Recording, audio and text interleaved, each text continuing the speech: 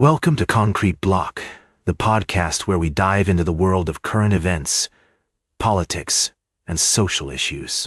I'm your host, Walter, and we're glad you're joining us today. We've got a fascinating story to kick off our show, straight from the heart of Europe. Germany has a new chancellor, Friedrich Merz, and his appointment is sending ripples across the continent. Now das geht key.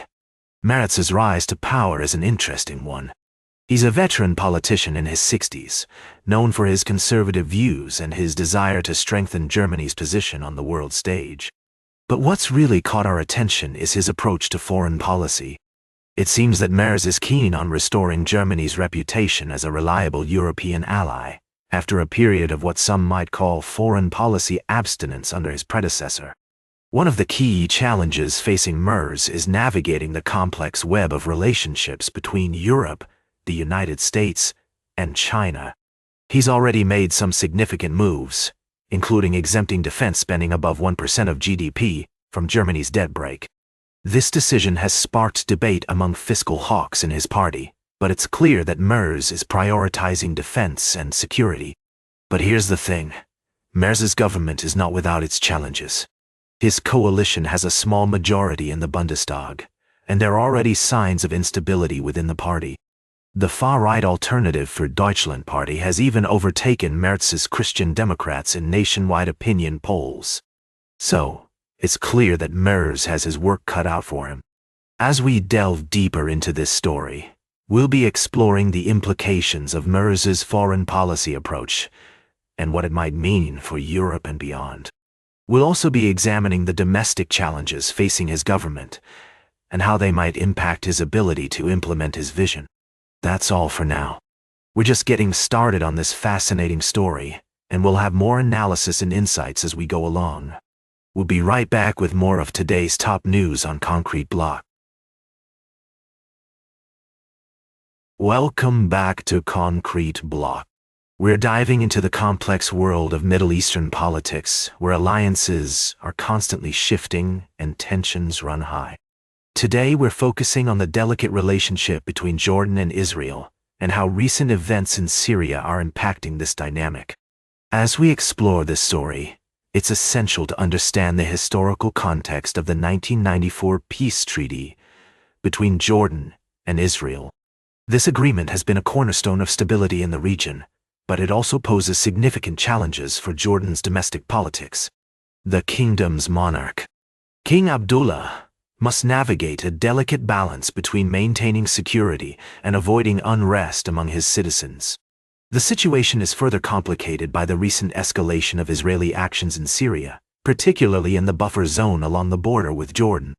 Israel's efforts to degrade Syrian military infrastructure and remnant Hezbollah networks have likely reduced potential threats to Jordan, but they also risk renewing public opposition to the treaty with Israel.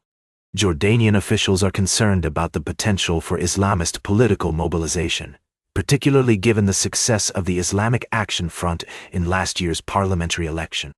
The party's pro-Palestinian platform has resonated with many Jordanians, and the kingdom's decision to ban the Muslim Brotherhood has sparked controversy. It's also worth noting that Jordan shares Israel's concerns about Iranian influence in the region, both in Syria and the West Bank.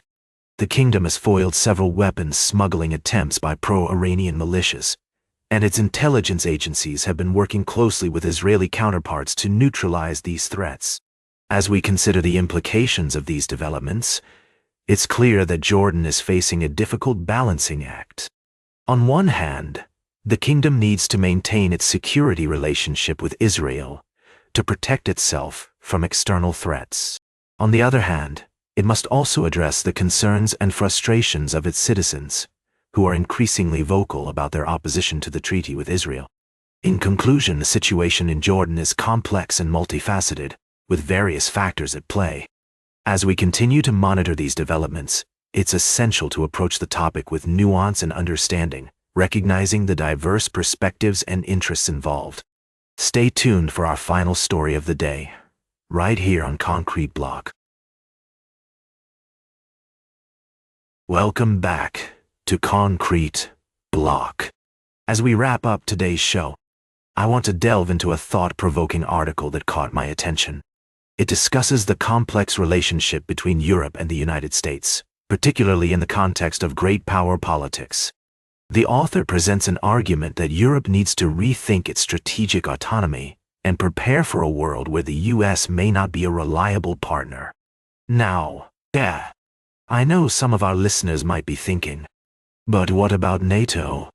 What about the long-standing alliance between Europe and the US?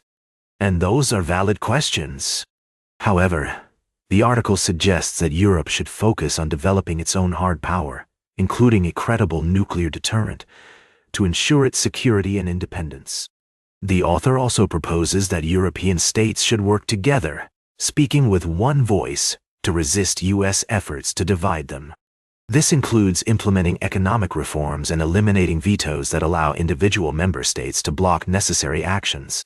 It's an ambitious agenda, but the author argues that it's essential for Europe to preserve its independence and minimize its vulnerabilities.